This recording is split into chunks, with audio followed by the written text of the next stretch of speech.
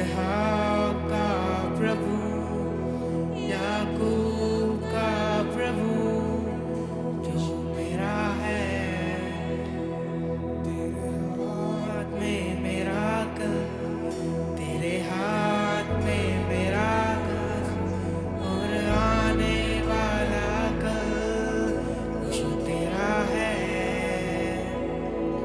तेरे हाथ में मेरा कल, तेरे हाथ में मेरा आज, और आने वाला कल वो तेरा है।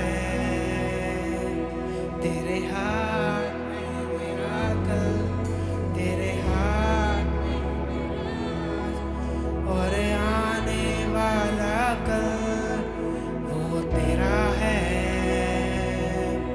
तेरे हाथ में मेरा कल, तेरे हाथ में मेरा आज, और आने वाला कल वो तेरा है।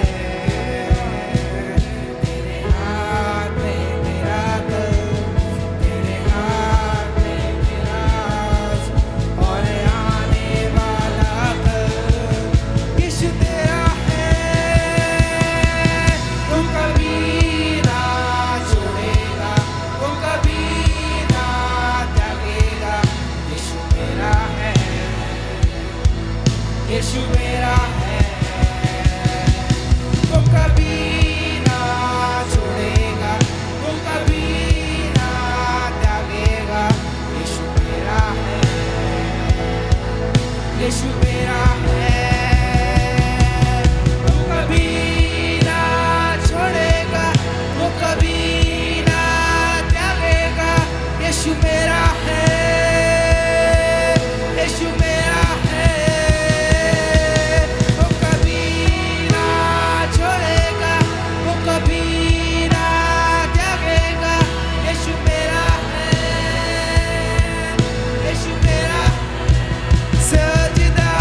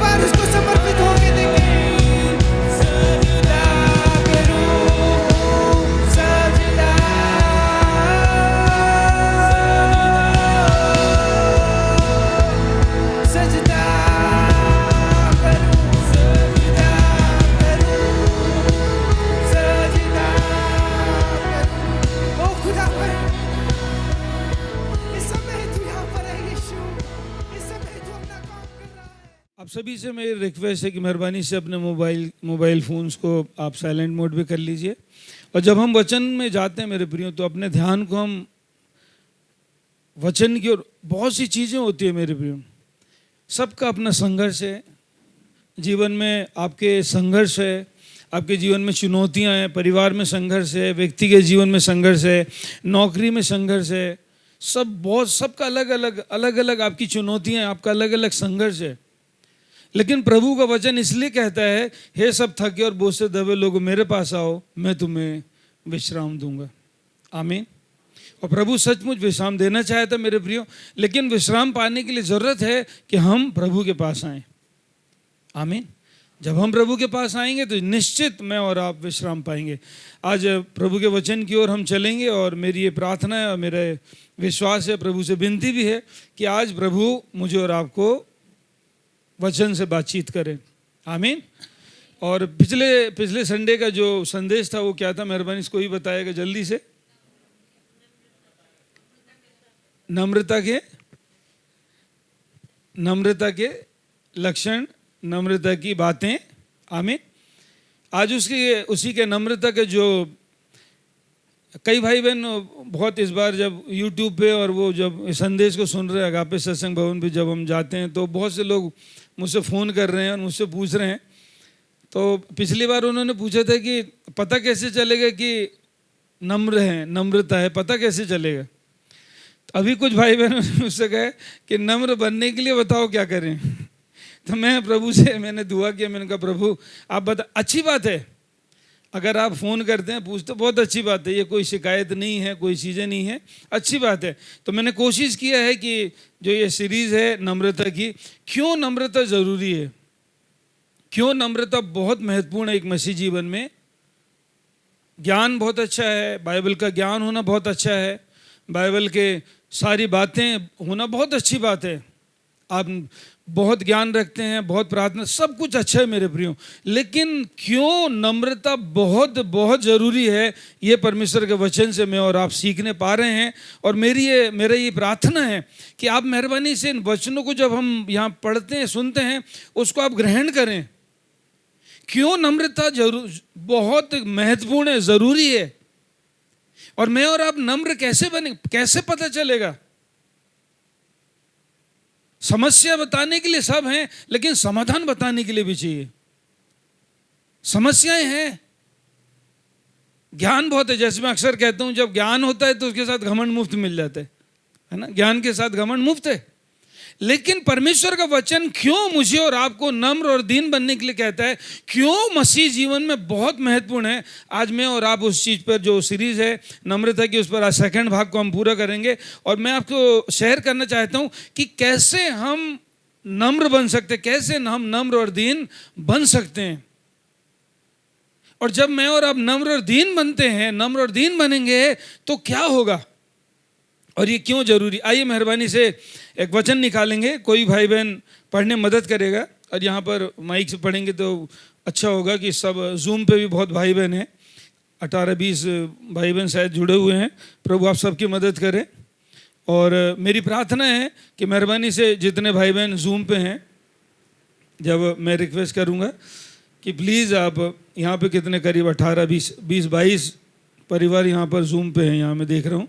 मेरी आपसे विनती प्रार्थना है कि प्लीज़ जब आप जूम पे हैं तो आप दूसरे कामों को छोड़ें। बहुत ज़रूरी है तो बहुत बात है, लेकिन मेहरबानी से आपसे रिक्वेस्ट करूँगा आप वचन के सुनने के लिए बैठें, वचन को काम करने दें आप जीवन में। ये नहीं कि आप दूसरे और भी काम करें, आप उस वचन को ग्रहण नहीं कर पाएंगे। तो मैं आपसे रिक्वेस्ट करूँगा जितने भाई बहन जूम पे, अपने बोझों को, अपनी चिंताओं को, अपनी ज़रूरतों को, अपनी समस्याओं को प्लीज़ प्रभु के चरणों में रखने की कोशिश करें। प्रभु उस बोझ को उठाए। आज प्रभु के वचन से मैं और आप सीखने पाएंगे। आइए मेहरबानी से निकालेंगे 2 कुरिन्थियों 6 उसका 14 से 18 तक पढ़ेंगे, उसके बाद हम वचन में आगे बढ़ेंगे। 2 कुरिन्थियों 6 14 से 18। आइए मेहरबानी से हम वचन पढ़ेंगे और ध्यान से सुने यहाँ पे प्रभु का वचन क्या कहता है। अविश्वासियों के साथ असमान जुए में ना जुतो, क्योंकि धार्मिकता और अधर्म का क्या मेल जोल, या ज्योति और अंधकार की क्या संगति, और मसीह का बलियाल से के साथ क्या लगाव है? क्या विश्वासी के साथ अविश्वासी का क्या नाता, और मूर्तियों के साथ परमेश्वर के मंदिर का क्या संबंध? क्योंकि हम तो जीवते परमेश्वर के मंदिर हैं, जैसा परमेश्वर ने कहा है, मैं उनमें बसूंगा और उनमें चला फिरा करूंगा, और मैं उनका परमेश्वर होऊंगा और वो मेरे लोग होंगे। इसलिए प्रभु कहता है, उनके बीच में से निकलो और अलग रहो, और अशुद्ध वस्तु को मत छुओ, तो मैं तुम्हें ग्रहण करूंगा, और मैं तुम्हारा पिता होऊंगा और तुम मेरे बेटे और बेटियां होंगे। यह सर्वशक्तिमान प्रभु परमेश्वर का वचन है। आमीन। यहाँ पे प्रभु के दास पुलपेट लिख रहे हैं, असमान जुए में नहीं।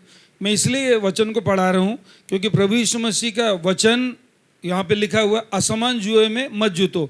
अब दूसरा वचन पढ़ेंगे, मेहरबानी से रिक्वेस्ट करूँगा, मत्ती 11 उसका 29।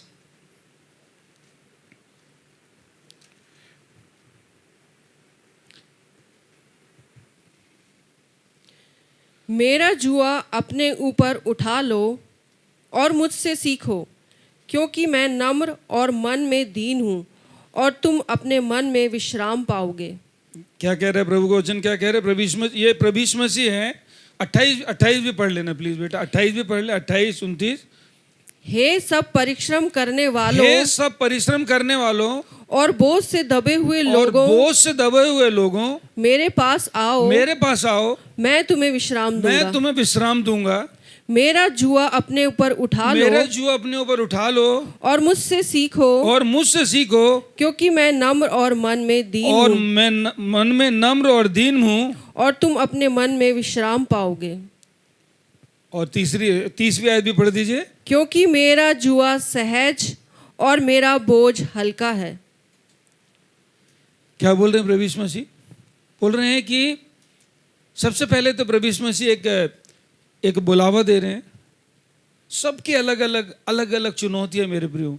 मैं जानता हूँ, मैं जब हफ्ते भर में कई भाई बहनों से मिलता हूँ, मुलाकात करता हूँ, फ़ोन पे इतने भाई बहन मुझे फ़ोन करते हैं, सबके संघर्ष है मेरे प्रियो, सबकी चुनौतियाँ हैं। परिवारों में, व्यक्तिगत जीवन में आपके संघर्ष, ये सच है।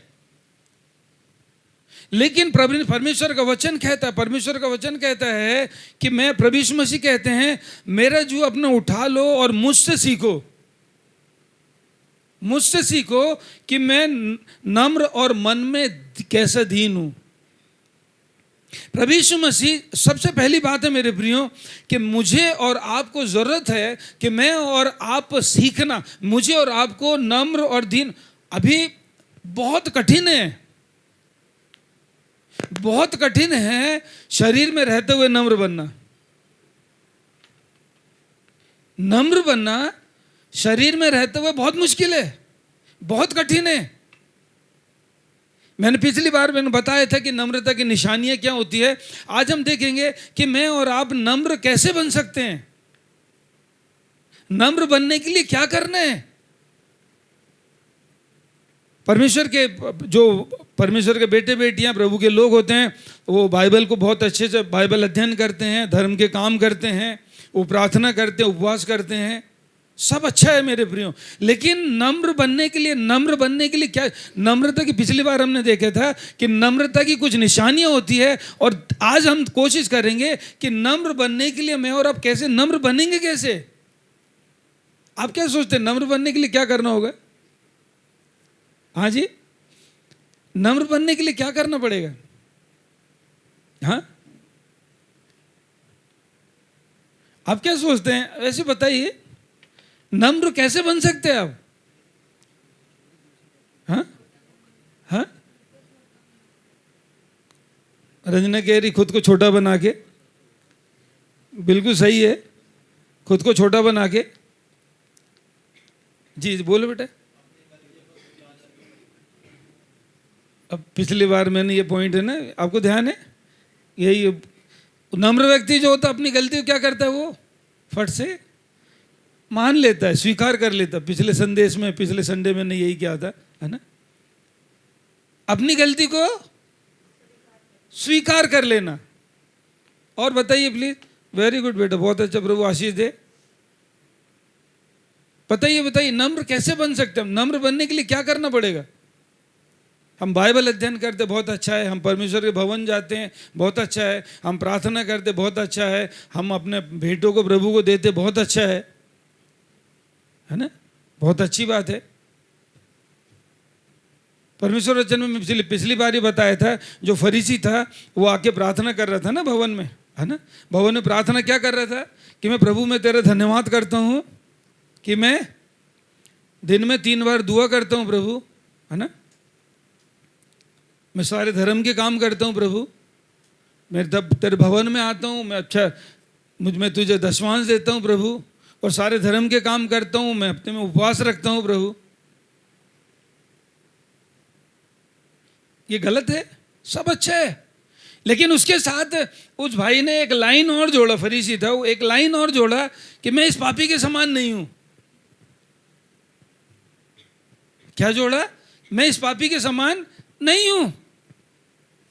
और जो दूसरा पापी था, चुंगी लेने वाला था, परमेश्वर वचन बताता, वो कहता है वो अपनी छाती पीट पीट कर अपने सिर को ऊपर उठाना भी उचित नहीं समझा, लेकिन अपनी छाती पीट पीट कर कहा, हे प्रभु, हे पिता, मुझ पापी पर दया कर। और परमेश्वर का वचन कहता है, प्रभु यीशु मसीह कहते हैं, अब बताओ किसकी प्रार्थना सुनी जाएगी? देखिए, प्रभु के भवन में जाना, दशमांश देना, भेंट देना, उपवास रखना, कुछ गलत नहीं है, सब अच्छा है मेरे प्रियो। लेकिन ये करने के साथ साथ मेरे और आपके जीवन में नम्रता होना बहुत बहुत जरूरी है। नम्र सारी बातों के बावजूद, ताकत रखते हुए, सामर्थ रखते हुए, प्रभु का वचन कहता है, प्रभु यीशु मसीह कहते हैं, प्रभु यीशु मसीह कहते हैं, आइए मेहरबानी से पढ़ेंगे फिलिपियों की पत्री, उसका 2 अध्याय और उसका 5 से लेकर 9 तक। फिलिपियों की पत्री 2 अध्याय 5 से 9 तक। यहां पे प्रभु यीशु मसीह क्या कह रहे हैं? जैसा मसीह यीशु का स्वभाव था। जैसा मसीह यीशु। कितने भाई बहन, कई बार होता है ना, हमने कई बार हम इच्छा होती है ना कंपेयर करने की ना, है ना? मैं तो उस भाई से, या मैं उस बहन से, मैं ये है, बहुत सी चीजें उत्तम। मैं आपसे कह रहा हूं कि मैं पहले मैं कहता है कि कंपेयर नहीं करना, लेकिन मैं कहता हूं अगर ज्यादा ही मन कर रहा है ना, ज्यादा जिज्ञासा हो रही कंपेयर करने की, तो किससे करो? क्या लिखा है? जैसा मसीह यीशु का स्वभाव था वैसे ही मेरा भी स्वभाव हो जाए। ज्यादा अगर दिल में उत्सुकता होती है ना कि हाँ मेरे को कंपेयर करना, मैं कैसे बेहतर हूं, तो फिर प्रभु का वचन कहता है जैसा मसीह यीशु का स्वभाव था वैसे ही। यहां पर ऐसे, मैं कई बार जब वचन को पढ़ता हूं, यहाँ लिखा है जैसे मसीह यीशु का स्वभाव था वैसा ही तुम्हारा भी स्वभाव हो। मैं उसको यहाँ ऐसे पढ़ता हूँ, जैसा मसीह यीशु का स्वभाव था वैसे ही मेरा भी स्वभाव हो। अब है नहीं, लेकिन उसको क्या करना पड़ेगा? बनाना पड़ेगा। क्या करना पड़ेगा? प्रभु का वचन कहता है कि, और बेटे इसको पूरा पढ़ दो, 6, 7, 8, 9 तक पढ़ दो प्लीज।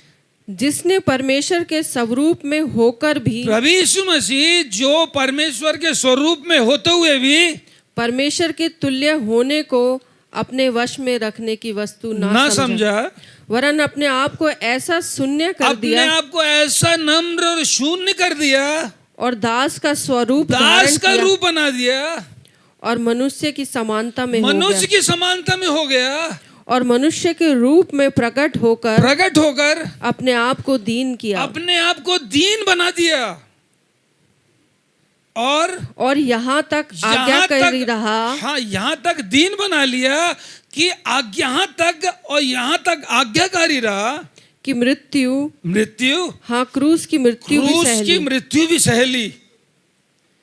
इस कारण परमेश्वर ने उसको अति महान भी किया, और उसको वह नाम दिया जो सब नामों में श्रेष्ठ है। अभी दूसरे शब्दों में अगर आप कहें, अगर मैं आपके साथ मैं शेयर करना चाहूं, नम्र बनना, दीन बनना, मतलब आपको पता है प्रभु यीशु मसीह ने कई बार प्रभु यीशु मसीह ने इन बातों को कहे कि मैं जो भी करता हूं सब किसके कहने से करता हूँ? पिता जो बोलता है मैं वही करता हूँ। पिता ने मुझे ये काम करने के लिए भेजा, पिता ने मुझे ये दुख उठाने के लिए भेजा, पिता ने मुझे चाहा कि मैं दुख उठाऊं, पिता ने चाहा कि मैं पापियों के साथ में गिना जाऊं, पिता ने चाहा कि मैं कोड़े खाऊं, पिता ने चाहा कि मैं दुख उठाऊं, पिता ने चाहा कि मेरे मुंह पे थूका जाए, पिता ने चाहा कि मैं मारा जाऊं, पिता ने चाहा कि मैं बेइज्जत किया जाऊं। नम्र और दीन, यहां तक आज्ञाकारी, अपने आप को इतना दीन किया, सब कुछ होते हुए भी। अगर मैं और आप परमेश्वर के वचन का ज्ञान रखते हैं, बहुत अच्छी बात है, बहुत अच्छी बात है। अब हम धर्म के काम करते, बहुत अच्छी बात है, बहुत अच्छा है, गलत नहीं है। उपवास करते, बहुत अच्छी बात है। धर्म के काम करते, बहुत अच्छी, हम भवन में आते हैं, अपने भेंटों को चढ़ाते, सब अच्छी बात है। लेकिन मेरे प्रिय भाई बहनों, इनके साथ साथ नम्रता और दीनता का होना उससे बहुत बहुत ज्यादा जरूरी है। क्यों परमेश्वर का वचन कहता है कि अंत में प्रभु यीशु मसीह, जब आप मत्ती 5 पढ़ेंगे, मत्ती 5, 6 में 6 और 7 पढ़ेंगे, वहां पे प्रभु यीशु मसीह कहते हैं, प्रभु यीशु मसीह ने कहे कि अंत में बहुतेरे आएंगे और कहेंगे हमने तेरे नाम से, मेरे जैसे प्रभु के दासों के लिए वहां लिखा हुआ है, अंत में आएंगे और बहुतेरे कहेंगे कि हमने तेरे नाम से बड़े महिमा के काम किए, हमने तेरे नाम से दुष्टात्माओं को निकाला, हमने तेरे नाम से भविष्यवाणियां की, बड़े महिमा के काम किए हमने। प्लीज ध्यान से सुने, मेरे जैसे दास के लिए ये, मेरे लिए ये हो सकता मैं कहूं, लेकिन परमेश्वर का वचन कहता है मैं उनसे साफ साफ कह दूंगा, हे कपटियों मेरे सामने से दूर हो जाओ। क्यों? प्लीज इस बात को मैं और आप गांठ बांध ले अपने दिमाग में। जो भी आत्मा के काम है मेरे प्रियो, जो भी आत्मा के काम है, जो प्रार्थनाओं के द्वारा होते हैं, महिमा के काम होते हैं, भविष्यवाणी के काम होते हैं, चिन्ह और चमत्कार होते हैं, चंगाई होती है, वो मेरी और आपके नहीं, सिर्फ और सिर्फ पवित्र आत्मा का काम है, सिर्फ प्रभु यीशु मसीह का काम है, सिर्फ परमेश्वर पिता का काम है। मैं और आप सिर्फ एक बर्तन हैं। बहुत कठिन होता है मेरे प्रियो, बहुत कठिन होता है अपने आप को नम्र बनाना, बहुत कठिन है। लेकिन ये जब संभव है, जब मैं और आप उस सच्चाई को जानेंगे, जब हम उस सच्चाई को जानेंगे कि क्यों इतना महत्वपूर्ण है। लेकिन बनेंगे कैसे? प्रभु यीशु मसीह नम्र और दीन कैसे थे? यहां पे क्या लिखा है? एक बात यहां लिखा है, एक बात को पढ़ेंगे। यहां पे लिखा है, प्रभु यीशु मसीह ने कहा, प्रभु यीशु मसीह कह रहे हैं, फिलिपियों 2 अभी हमने जो पढ़ा वहां पे लिखा है, वरन अपने आप को ऐसा शून्य कर दिया और दास का रूप धारण किया, मनुष्य की समानता में हो गया और मनुष्य के रूप में प्रकट होकर अपने आप को दीन किया और आज्ञाकारी रहा। क्या करा? क्या करा? आज्ञाकारी रहा।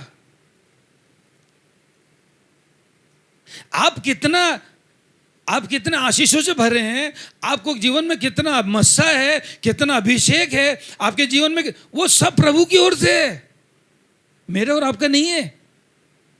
मैं और आप सिर्फ बर्तन हैं, मैं और आप एक पात्र हैं। क्यों परमेश्वर का वचन कहता हम्बल योरसेल्फ, अपने आप को नम्र दीन बनाओ। व्यवस्था विवरण 8 में जब आप पढ़ेंगे, मेहरबानी से व्यवस्था विवरण 8 में जब आप पढ़ेंगे, वहां लिखा है, मैंने तुम्हें इस जंगल में इसलिए ले आया कि मैं तुम्हें नम्र बनाऊं। वो तो वाचा के लोग थे, वो तो वाचा पाए हुए लोग थे, वो चुने हुए इस्राएली जो लोग थे, वो चुना हुआ वंश थे, वो वाचा पाए हुए लोग थे। और प्रभु कहा, तुम मेरे लोग हो, तुम मेरे लोग हो, तुम मेरे चुना हुआ वंश हो, मैं तुम्हें वाचा के देश में ले जाऊंगा। और परमेश्वर ने अपने दास मूसा को वहां पर खड़ा किया उनको ले जाने के लिए। नम्र बनना क्यों जरूरी है? हम तो चुने हुए लोग हैं, वो तो इस्राएली तो चुने हुए लोग थे, चुना हुआ वंश थे, चुने हुए लोग थे। फिर भी प्रभु क्यों नम्रता सिखाना चाहता, क्यों नम्र बनाना चाहता, क्यों प्रभु चाहता कि नम्र बने हम? परमेश्वर वचन कहता है हम्बल योरसेल्फ, अपने आप को नम्र बनाओ, दीन बनाओ। अभी जिम्मेदारी मेरी है, मेरी और आपकी, कि मैं और आप अपनी इच्छा से नम्र बनना। कई बार मैंने कई भाई बहनों को सुना, प्रभु अभी नम्र बनाने के लिए प्रार्थना कर। प्रभु का वचन कहता है, प्रभु ने मुझसे और आपसे कहा है, अपने आप को नम्र और दीन बनाओ। हम्बल योरसेल्फ, अपने आप को दीन बनाओ, अपने आप को नम्र बनाओ। अब हम वापस प्रभु से कहते हैं, प्रभु आप बनाओ। हम प्रार्थना करें, प्रभु मुझे नम्र बनाओ। प्रभु का वचन कह रहा है, हम्बल योरसेल्फ, अपने आप को नम्र और दीन बनाओ। नम्र और दीन मेरे प्रिय भाई बहनों, मैं और आप कैसे बनेंगे? मैं और आप नम्र और दीनता कैसे आएगी? जब मैं और आप परमेश्वर के वचनों को, प्रभु यीशु मसीह यहां पर कह रहे हैं, इतना आज्ञाकारी रहा प्रभु यीशु मसीह परमेश्वर की समानता में होते हुए। हाँ, किसकी समानता में होते हुए? परमेश्वर की समानता में होते हुए अपने आप को इतना दीन करा, अपने आप को इतना नम्र बना दिया। हाँ, जो पाप को जानता भी नहीं था, प्रभु यीशु मसीह के लिए लिखा गया है, जो पाप को जानता ही नहीं था, मेरे और आपके लिए पाप बन गया। अभी प्रभु का वचन, परमेश्वर का वचन क्या कहता है? मेहरबानी से एक वचन पढ़ेंगे और उसको अब हम वचन की तरफ, खास उन बातों की तरफ चलेंगे। यूहन्ना 13 उसका 12 से 17। यूहन्ना 13 उसका 12 से 17। जब वह उनके पांव धो चुका। यहाँ पर प्लीज इधर देखिए, यहाँ पर प्रभु यीशु मसीह का वो समय निकट था। प्रभु यीशु मसीह अब अपने पिता के पास जाने वाले थे। तो प्रभु यीशु मसीह ने देखा कि अब मेरा समय निकट है, तो प्रभु यीशु मसीह ने अपना अंगोछा, अपने वस्त्र हटाए और अपना जो वो अंगोछा था उसको क्या करा, कमर में बांध लिया और चेलों के पैर धोने शुरू किए। क्या किया? चेलों के पैर धोने शुरू किए। आगे पढ़ना बेटा। जब वह उनके पांव धो चुका, जब प्रभु यीशु मसीह उनके पांव धो चुका और अपने कपड़े पहनकर फिर बैठ गया, तो उनसे कहने लगा, क्या तुम समझे कि मैंने ये तुम्हारे साथ क्या किया है? क्या तुम समझे कि मैंने तुम्हारे साथ क्या किया है? आज प्रभु मुझसे और आपसे पूछ रहे हैं कि क्या मैं और आप समझे? क्या मैं और आप समझे कि प्रभु क्या कह रहा है? क्यों प्रभु यीशु मसीह ने यह काम किया? क्यों किया प्रभु यीशु मसीह ने? क्यों? यहां पे पढ़ना बेटा, 1 मिनट। तुम मुझे गुरु और प्रभु कहते हो। हाँ, और ठीक ही कहते हो। हाँ, क्योंकि मैं वही हूँ। यदि मैंने प्रभु होते हुए, गुरु होते हुए तुम्हारे पैर धोए हैं, तो तुम्हें भी एक दूसरे के पांव धोना चाहिए। एक दूसरे के पांव क्या करना चाहिए? धोना चाहिए। क्योंकि मैंने तुम्हें नमूना दिखा दिया कि जैसे मैंने तुम्हारे साथ किया है, तुम भी वैसा ही किया करो। मैं तुमसे सच कहता हूँ, हाँ, कि दास अपने स्वामी से बड़ा नहीं, हाँ, और ना भेजा हुआ अपने भेजने वाले से। अब ये 17वीं आयत को प्लीज इधर देखें। ये जो 17वीं आयत है, 17वीं आयत, इसमें एक महत्वपूर्ण बात लिखी है। प्लीज ध्यान से सुने क्या कह रहा है। पढ़ना बेटा। तुम ये बातें जानते हो। मैं और आप ये बातें सब जानते हैं ना? मैं और आप ये बातें जानते हैं, और यदि उन पर चलो। लेकिन जानते तो हैं, हम जानते हैं ये बातें। मैं और आप ये बातें, तुम इन बातों को जानते हो। मैं यहां पर ऐसा पढ़ता हूं, मैं इस बात को जानता तो हूं, पर यदि उन पर चलूं तो धन्य होऊंगा।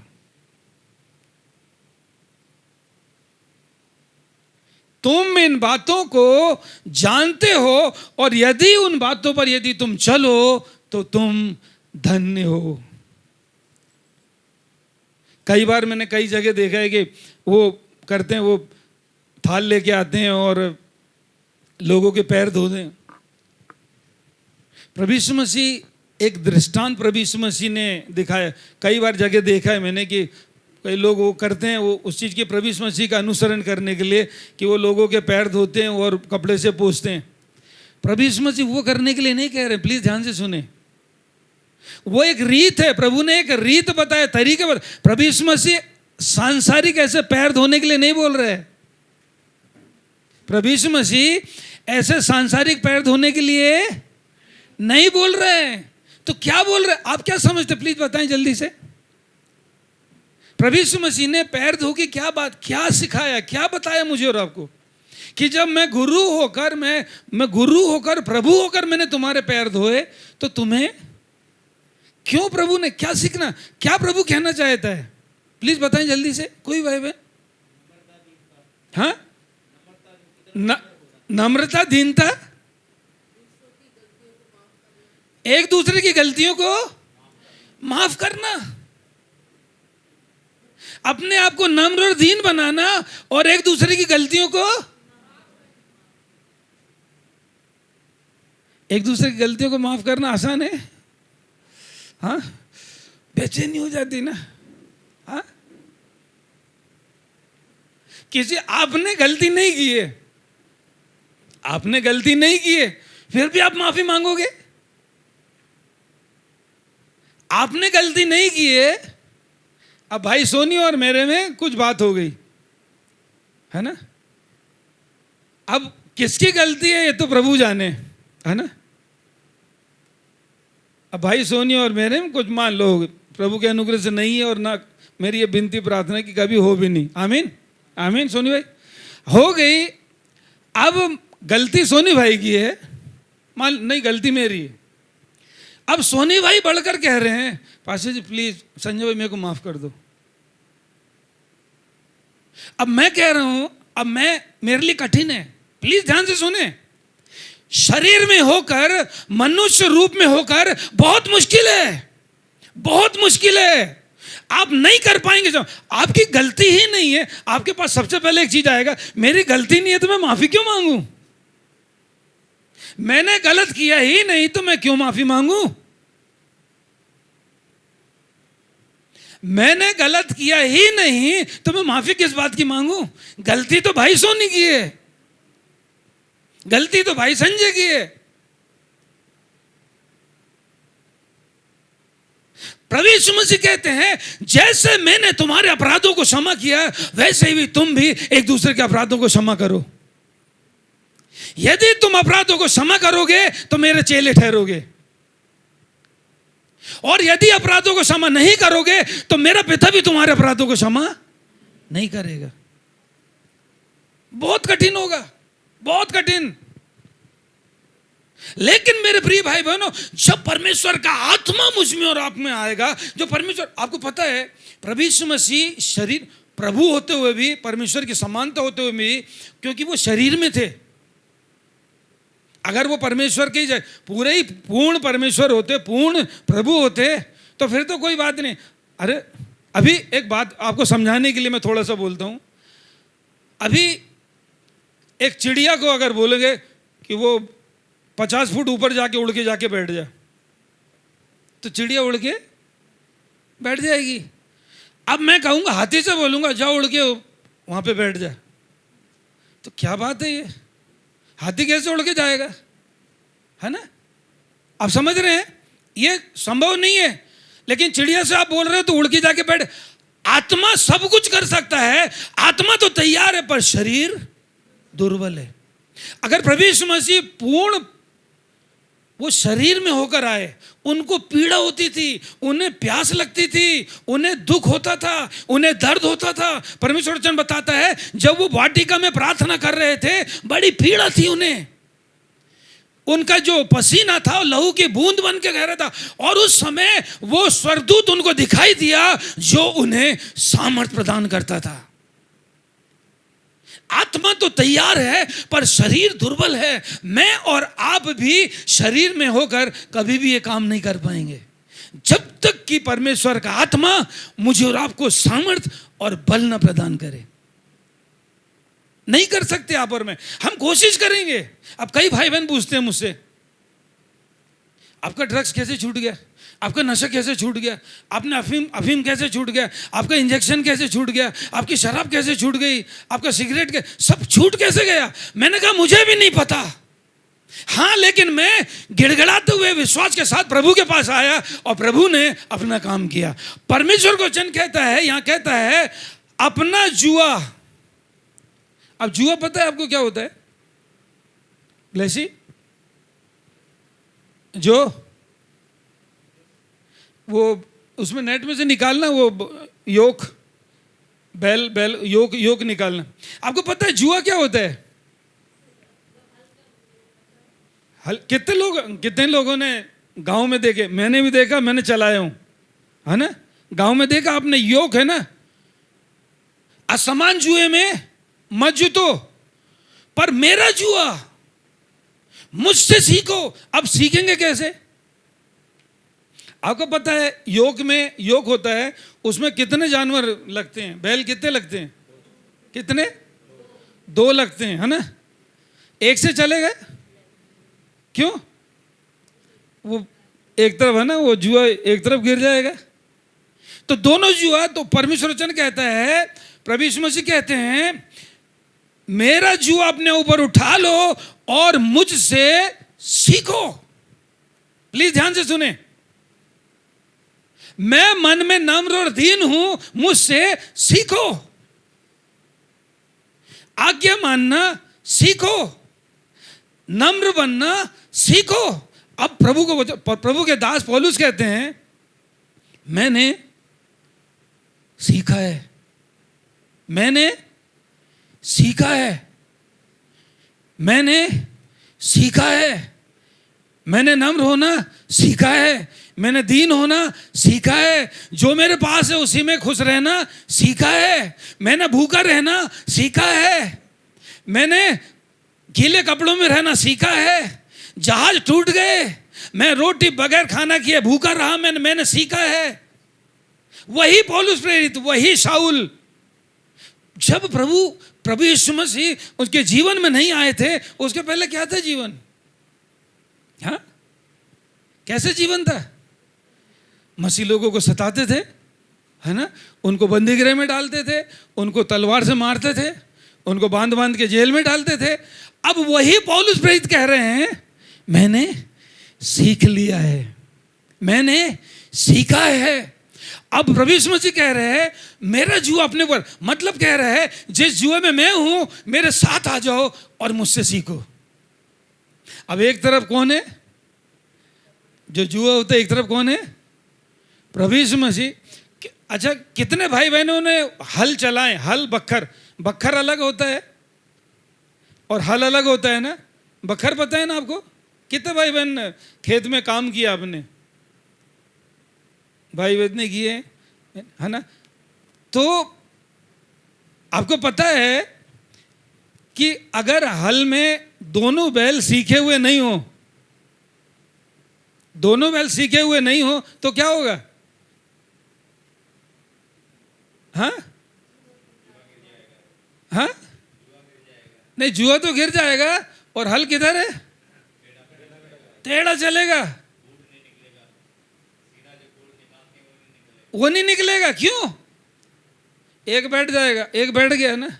जब मैं भी खेत में मैं गांव का रहने वाला, मैं तो एक क्या होता, कई बार बैल एक बैठ जाता है, अब दूसरा वाला खड़ा यूं करके, अब वो खींच रहा यूं करके, और दूसरा बैल बैठ गया। अब क्या होता है कि कई बार अब सीखे नहीं होते। ऐसा नहीं है कि आपने बैल को बांधा, नहीं, पहले बैलों को सिखाना पड़ता है। आपको पता नहीं, आपको पता है नहीं पता है, पर गांव में रहने वाले उन भाई बहनों को पता है जिन्होंने खेत में काम किया है। हल चलाने के लिए, बखर चलाने के लिए उन बैलों को सिखाया जाता है। परमेश्वर प्रभु यीशु मसीह कह रहे हैं मेरा जुआ उठाओ और मुझसे सीखो, मुझसे सीखो। क्या सीखो? वचन तो जानते हैं हम, वचन जानते हैं, है ना। वचन जानते हैं, हम जानते हैं, प्लीज बोले, सब वचन जानते हैं। हम प्रार्थना करते हैं, हम उपवास करते हैं, है ना, हम भेंटों को देते हैं, सब करते हैं, पर सीखने की जरूरत क्या है? क्या सीखने की जरूरत है? हाँ, सीखने की जरूरत क्या है? क्या सीखने की जरूरत है? मुझसे सीखो नम्रता। कौन बोला भाई वेदुर? नम्रता। अब नम्रता आएगी कैसे? कैसे सीखेंगे?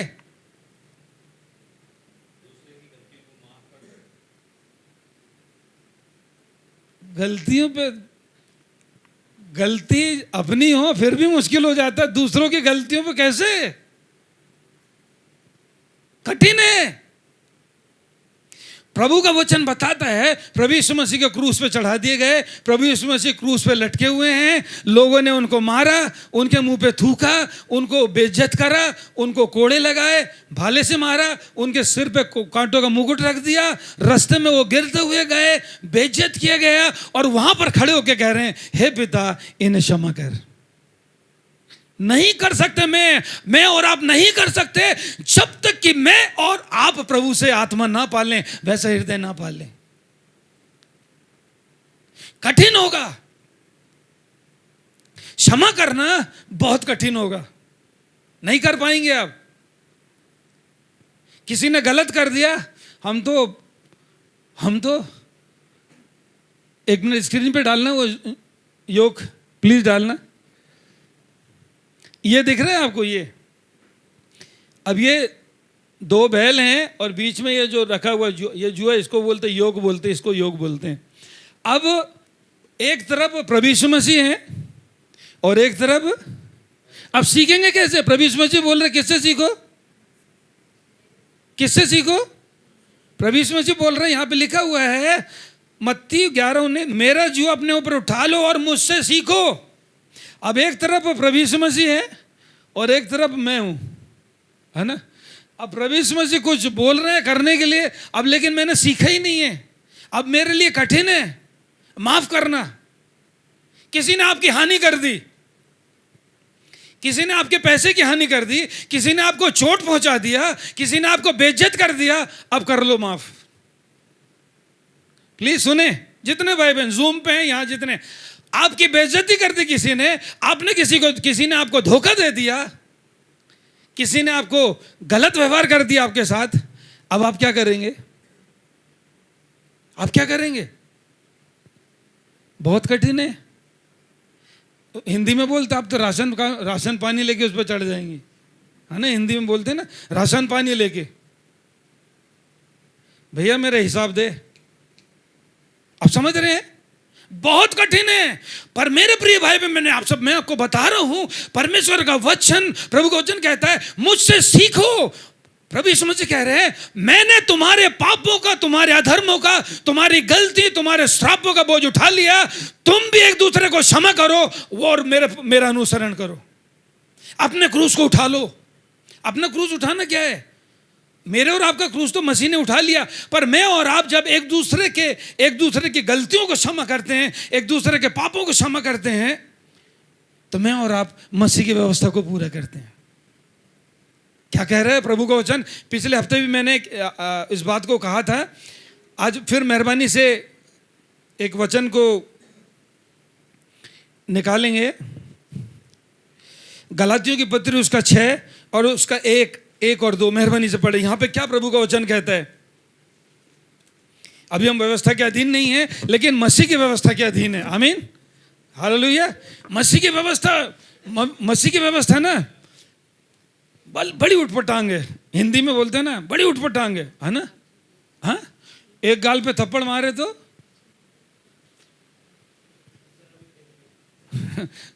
कैसे फेर दे? मार के फेर दे या वैसे फेर दे, है ना?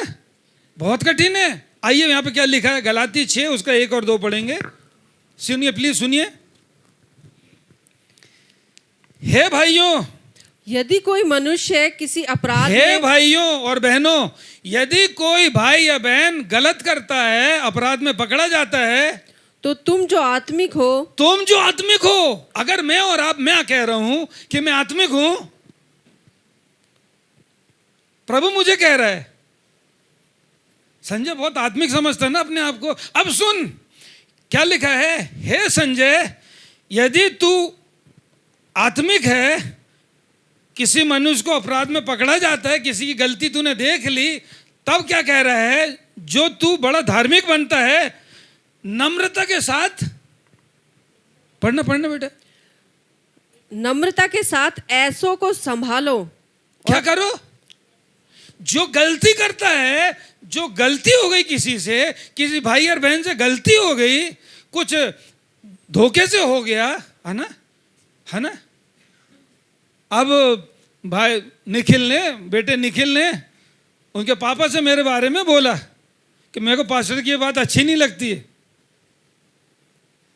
अब ये बात मुझे पता चली, मैं निखिल को पकड़ा, मैंने कहा भाई क्या हो गया, बात क्या है?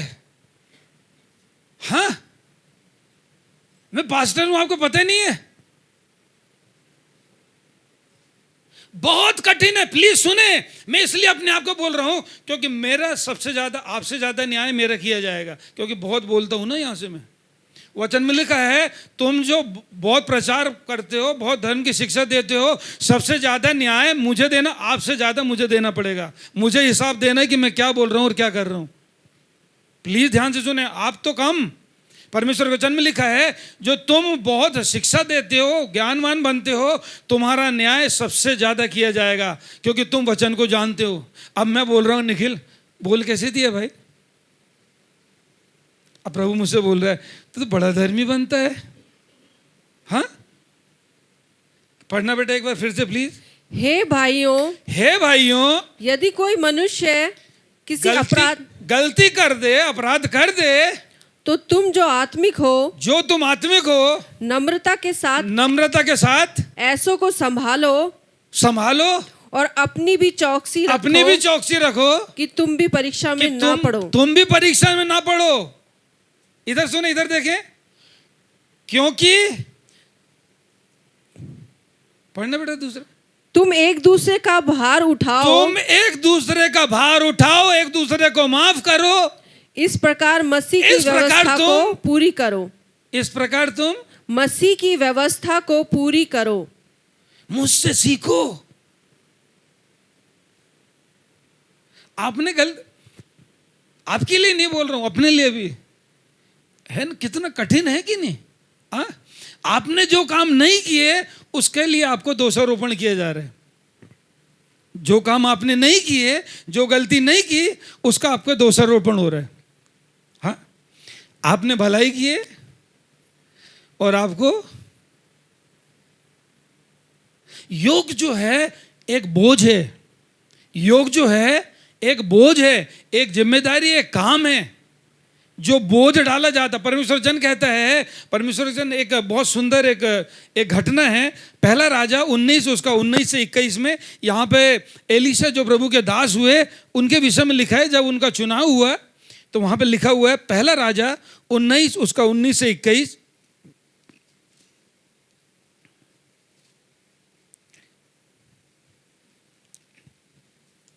पहला राजा 19 उसका 19 से 21।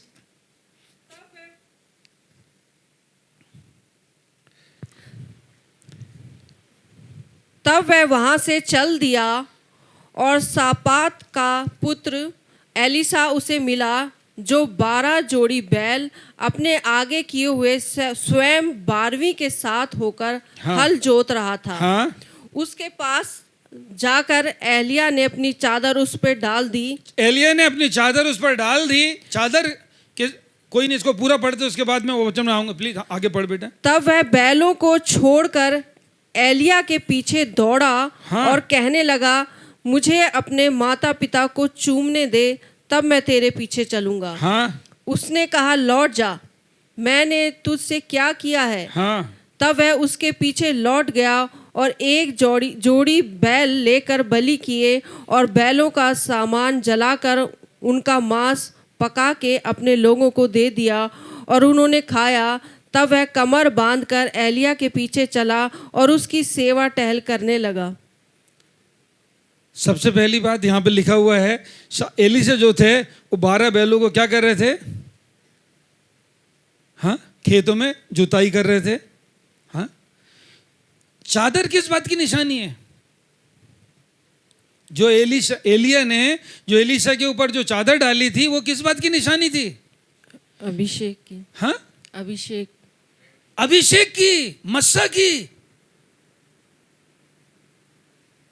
वो चादर जो मसीह यीशु ने क्रूस पर बलिदान होकर जो धार्मिकता, अपवित्रता के जो पाप की जो चादर थी वो हटाकर मेरे और आपके ऊपर धार्मिकता की चादर डाल दी है। अब मुझे और आपको क्या करना है?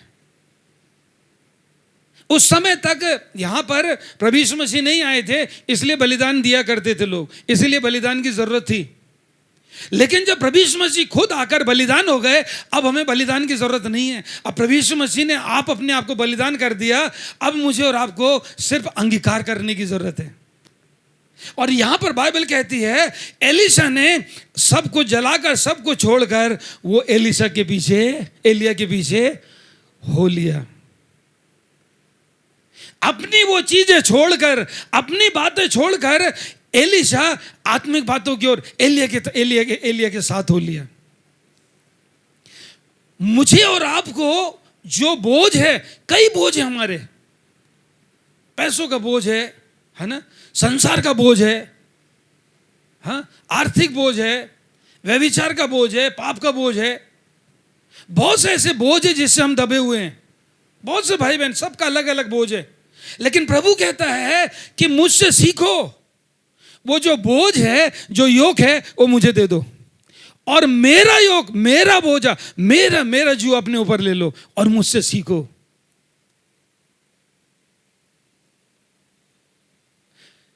बाइबल का ज्ञान पा लेना बहुत आसान है मेरे, प्लीज ध्यान से सुने। आपने बाइबल को रट लिया, बहुत अच्छी बात है। आज बाइबल का ज्ञान हो गया, बहुत अच्छी बात है। आप सब धर्म के काम करते, बहुत अच्छी बात है मेरे प्रियो। लेकिन यदि मैं और आप मन में नम्र और दीन नहीं है, हम परमेश्वर के राज को भागी नहीं हो सकते, हम नहीं देख पाएंगे। परमेश्वर का वचन साफ कहता है, मैंने पहले भी कहा, प्रभु यीशु मसीह ने कहा, मैं कपटियों मेरे सामने से दूर हो जाओ। क्यों प्रभु ऐसा कहेगा? नम्र और दीन होना बहुत बहुत बहुत, परमेश्वर वचन क्यों कहता है, क्यों चाहता, मेहरबानी से पढ़ेंगे नीति वचन 18 उसका 12। प्रभु चाहता है, प्रभु यीशु मसीह चाहते हैं, वचन में लिखा है ना कि प्रभु यीशु मसीह ने अपने आप को इतना नम्र और दीन किया कि मृत्यु, हाँ, क्रूस की मृत्यु भी सह ली।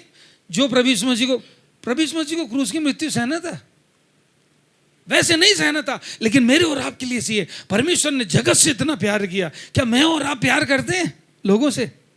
अगर मैं और आप प्यार कर, अभी कई भाई बहन बोलते हैं प्यार का मतलब मुझसे अगर प्यार करते तो मेरे लिए ये कर देते आप, है ना, मुझसे प्यार करते हो, हाँ तो ये करो फिर। ये प्यार नहीं है, ये प्यार नहीं है। आप मुझसे प्यार करते हो, कैसे प्यार करते हो? मेरे लिए तो ये नहीं किए, मेरे लिए तो वो नहीं किए।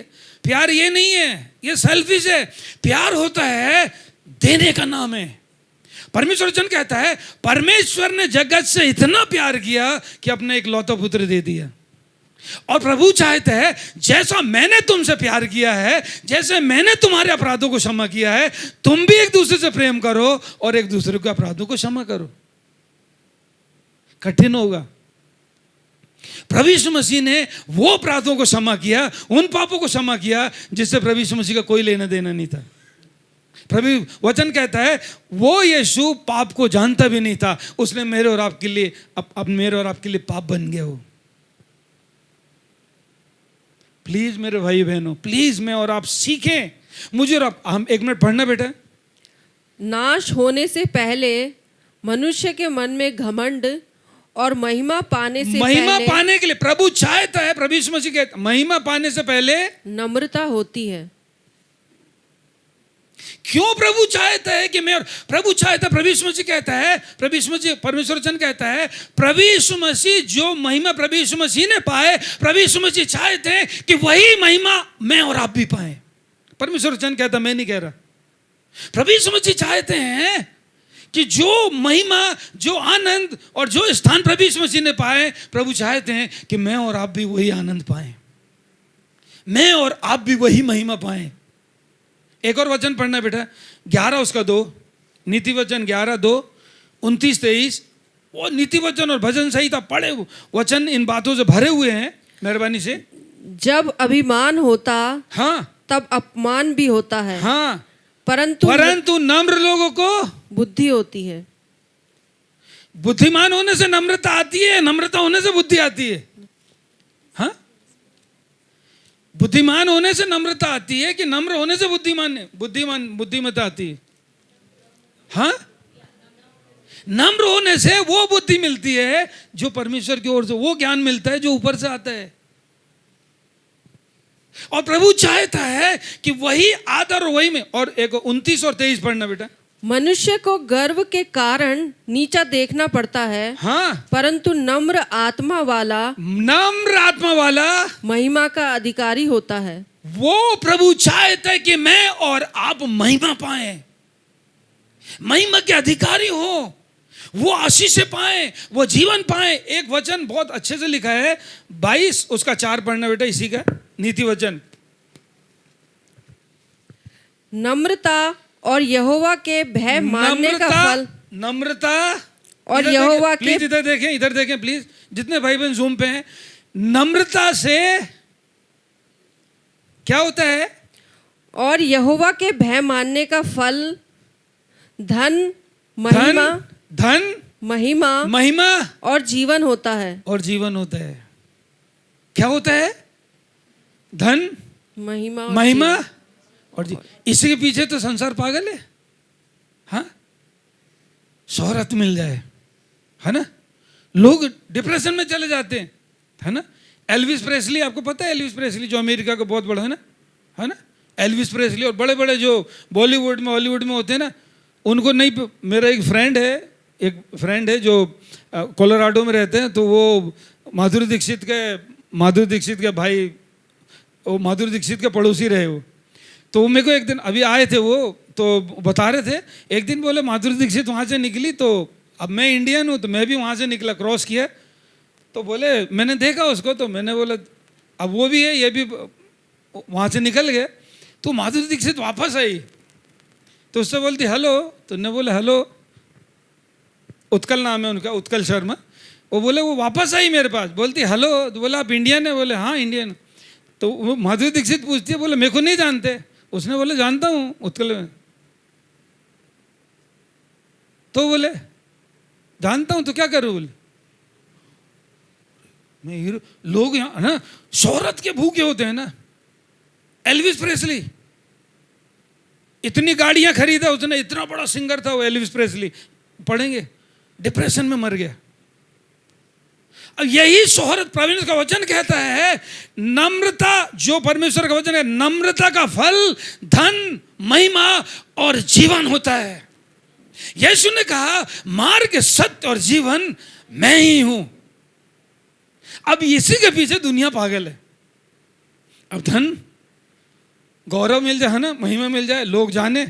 मैं आपसे कह रहा हूं मेरे प्रिय भाई, प्रभु का वचन कहता है प्रभु ने वो सब कुछ मेरे और आपके लिए मुफ्त में रखा है। मेरे राज और धर्म की खोज करो, इसका मतलब है परमेश्वर की इच्छा को पूरा करो, परमेश्वर के पीछे चलो। प्रभु का वचन कहता है यीशु से सीखना, इसका मतलब है साधारण शब्दों में, अगर साधारण शब्दों में होगा, एक वचन है मेरे प्रिय, एक वचन पढ़ें, यशाया 10 और उसका 27 में क्या लिखा है। वो जो संसार का जुआ है, संसार का जो योक है, संसार का जो बोझ है, उससे निकलकर मुझे और आपको उस योग में आना है, उस जुए में आना है जो प्रभु यीशु मसीह का है। लेकिन उसमें हम जुते पड़े हैं उसमें। लेकिन यहाँ क्या कहता है यशाया 10 उसका 27 में क्या लिखा है? उस समय ऐसा होगा, हाँ, कि उसका बोझ तेरे कंधे पर से और उसका जुआ तेरी गर्दन पर से उठा लिया जाएगा। हाँ, और अभिषेक के कारण, किसके कारण? अभिषेक किसके कारण? किसके कारण? अभिषेक के कारण। किसके कारण? अभिषेक के कारण। अभिषेक के कारण वह जुआ तोड़ डाला जाएगा। जब आत्मा आएगा तो हर एक प्रकार के बोझों से, श्रापों से, बंधन से, उस बंधवाई से, उस जुए से वो पवित्र आत्मा मुझे और आपको आजाद करेगा। He will break that bondage. वो हर एक प्रकार के बोझ, श्राप और बंधनों से मुझे और आपको आजाद करना चाहता है। और प्रभु यीशु चाहता है कि मैं और आप उस योग को उठाएं जो प्रभु यीशु मसीह का है, और वो है प्रभु के लिए जीना, लोगों के लिए जीना, आत्माओं के लिए जीना, उन भाई बहनों के लिए जीना। आप, मुझे नहीं पता मेरे प्रिय भाई बहनों, आप कितना लोगों के लिए प्रार्थना करते हैं? आप कितने भाई बहन हैं, कितने लोग हैं? हजारों। जब मैं भाई बहनों से मिलता हूं, मेरे हृदय में उनके लिए, जब वो प्रार्थना के लिए रिक्वेस्ट करते हैं, वो प्रार्थना के अनुरोध भेजते हैं, मेरे हृदय में उनके लिए अगर मैंने अगर कहा है कि मैं आपके लिए प्रार्थना करूंगा, तो मैं निश्चित आपके लिए प्रार्थना 100% मैं पूरी कोशिश करता हूं करूं। मैं सिर्फ मुंह से नहीं कहूंगा। प्रभु यीशु मसीह कहते हैं, पिता ने मेरा अभिषेक इसलिए किया है कि मैं जो बंधुआई में है उनको छुटकारेगा, जो अंधकार में उनके लिए ज्योति बनूं, जो बंधुआई में उनको छुटकारा बनूं, और जो श्राप में पड़े उनको तोड़ूं। और प्रभु यीशु मसीह ने कहा, जो अधिकार प्रभु ने, पिता ने मुझे दिया था, अब वो सामर्थ, वो अभिषेक, वो अधिकार अब मैं तुम्हें देता हूं। जाओ और जो अंधकार में उनके लिए ज्योति बनो, जो बंधुआई में उनको छुटकारे का संदेश दो, जो श्राप में पड़े हैं उनको छुटकारा दो। कौन सा जीवन, कौन सा बोझ, कौन से योग को लेकर चल रहे हैं हम? कितने समय, कितने घंटे आपके दिमाग में आत्माओं के, भाइयों का, भाई बहनों का बोझ लगता है? कितने बार आप सोचते हैं कि भाई बहन नाश हो रहे हैं? कितने भाई बहन हैं, कितने बच्चे हैं अंधकार में, वो पाप में उनका जीवन है, श्राप में। आप घरों में जाओगे वो देखोगे वो श्राप में पड़े हैं, अंधकार की शक्तियों ने घर पे कब्जा करा हुआ है, जादू टोने में वो बंधे हुए पड़े हैं, जादू टोना किया हुआ है, परिवारों में तोड़फोड़ कर रखा है। मेरी और आपकी जिम्मेदारी में, मैं ये नहीं कहूं ओ संजय भाई आप देखो यार, मैं तो अपना परिवार अपना देखूं, नहीं मेरे प्रियो, ये बोझ मेरा, परमेश्वर वचन कहता है, जैसा मसीह यीशु आया अपने पिता की इच्छा को पूरा किया, मुझे और आपको भी अपने भेजने वाले की इच्छा को पूरा करना जरूरी है। जब मैं और आप उस बोझ को उठाएंगे, उस योग को उठाएंगे, लोगों के दुखों को, लोगों की पीड़ाओं को उठाएंगे, लोगों के बोझ को उठाएंगे, तब मैं और आप उस बोझ को ले रहे हैं, उस योग को जो प्रभु यीशु का है। प्रभु यीशु मसीह ने मेरे और आपके लिए उस बोझ को उठाया, इस संसार के पापों के लिए उठाया।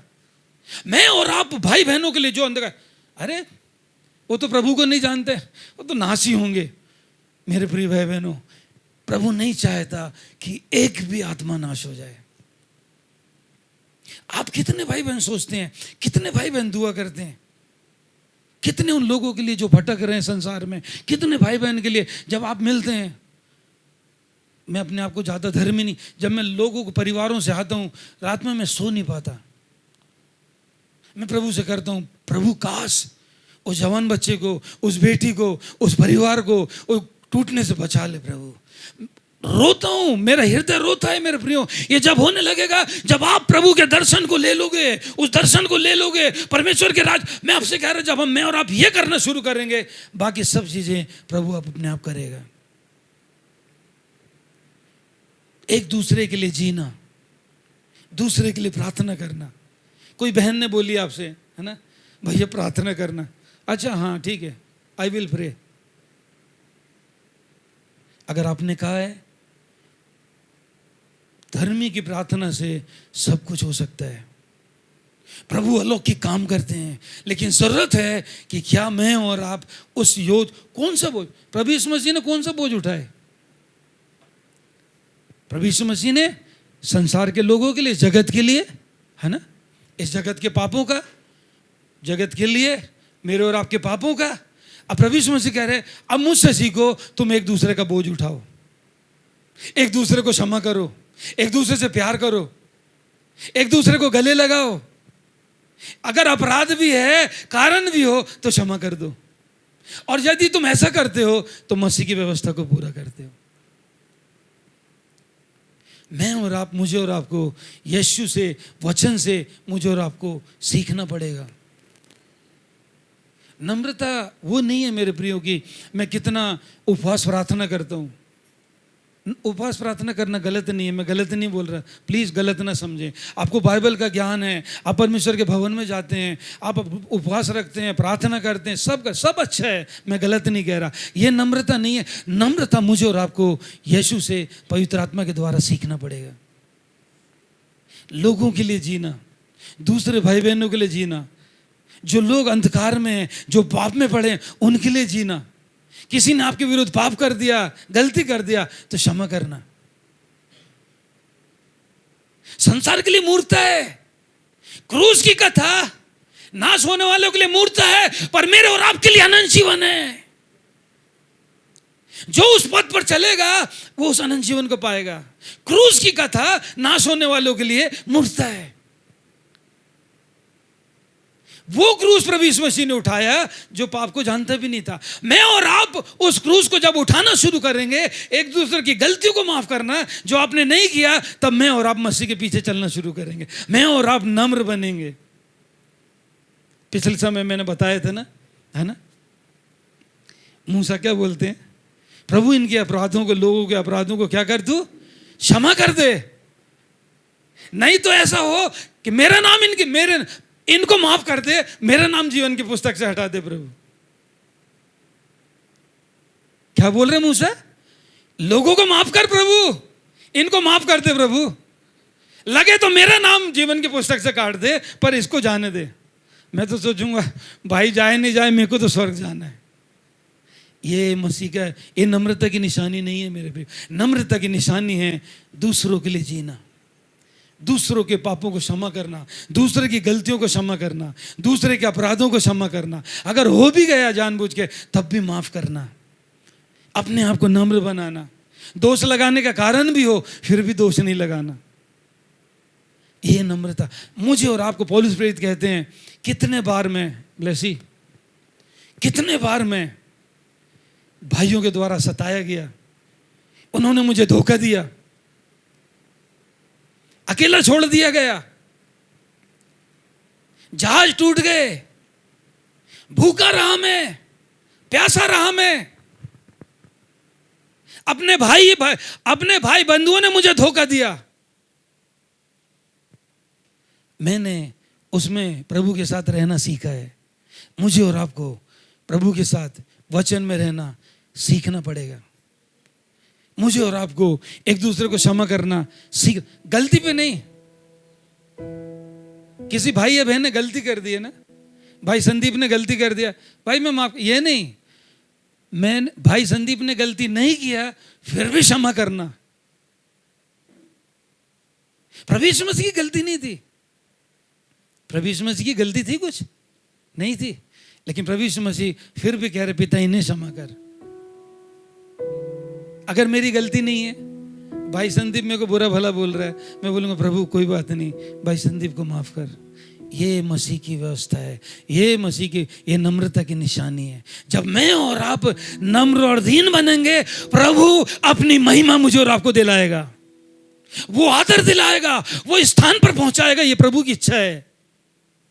नम्र लोग महिमा पाएंगे, नम्र लोग आदर पाएंगे, नम्र लोग सम्मान पाएंगे, नम्र लोग वो स्थान पर जाएंगे जो प्रभु ने ठहराया है।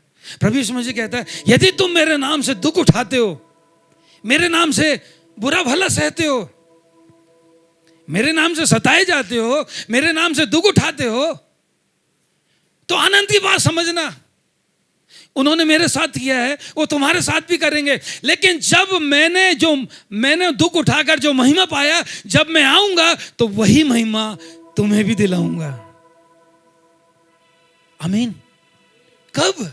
जब मैं और आप नम्र बनेंगे, जब मैं और आप दीन बनेंगे, मसीह यीशु के जैसे मेरे प्रिय भाई बहनों। कठिन होगा, लेकिन मुझे और आपको सीखना पड़ेगा।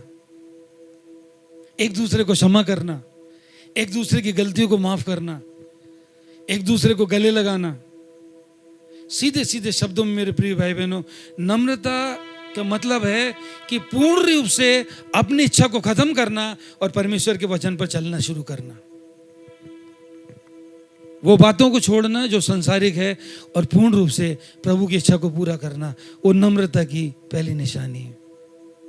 और वचन कहते, प्रभु यीशु मसीह कहते हैं, मैंने सीखा है और प्रभु चाहते हैं मुझसे सीखो। एक तक प्रभु यीशु मसीह है, दूसरे तक मैं हूं। कई बार कठिनाई होगी, कठिन होगा। एक दूसरे को क्षमा करना, एक दूसरे को माफ करना, एक दूसरे को गले लगाना, एक दूसरे के लिए भला सोचना। परमेश्वर वचन कहता है, जब तुम दूसरों की खेती सींचोगे, परमेश्वर तुम्हारी खेती सींचेगा। ये वचन है। जब तुम एक दूसरे को माफ करोगे, मैं तुम्हारे अपराधों को क्षमा करूंगा। ये वचन है। मुझसे सीखो, मुझसे सीखो। यीशु कहते हैं, मुझसे सीखो। मुझे और आपको सीखना पड़ेगा।